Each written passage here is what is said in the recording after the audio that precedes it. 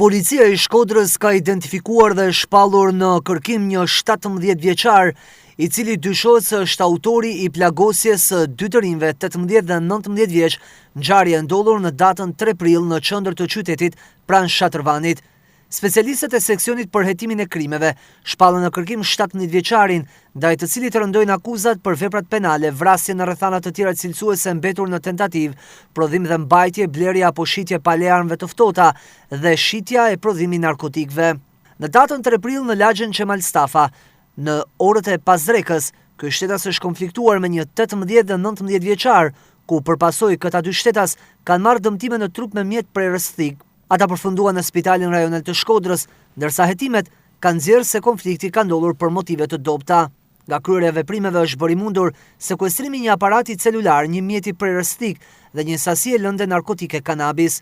Për këtë ngjarje më herët policia e Shkodrës ka arrestuar edhe një 25 vjeçar.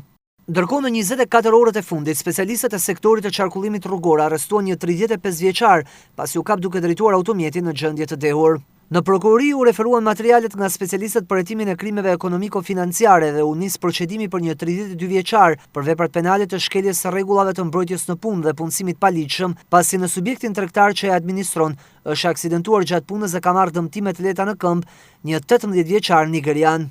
Specialistët për hetimin e krimeve në Shkodër proceduan një 23 vjeçar, pasi dyshohet se ka vjedhur një sasi parash në banesën e një 60 vjeçareje.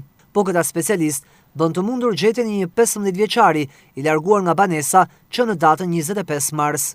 Në Velipoj, specialistët për hetimin e krimeve proceduan një 28 vjeçar, pasi ka kryer punime ndërtimi pa leje. Në Malësi të Madhe u referuan materialet në prokurori, pasi u bë mundur gjetja një 16 vjeçareje të larguar nga banesa 2 ditë më parë. Ndërkohë në orët e mesditës së të dielës, në aksin rrugor Shkodër-Muriçan, automjeti me drejtuese një shtetase është përplasur me një motomjet që drejtohej nga një 25 vjeçar. Përpasoj, ky i fundit ka pësuar dëmtime dhe është dërguar në spitalin rajonal të Shkodrës. Grupi hetimor në drejtimin e prokurorisë po punon për sqarimin e rrethanave të këtij aksidenti. Për të gjitha këto raste, materialet i kanë kaluar prokurorisë për veprimet mëtejshme.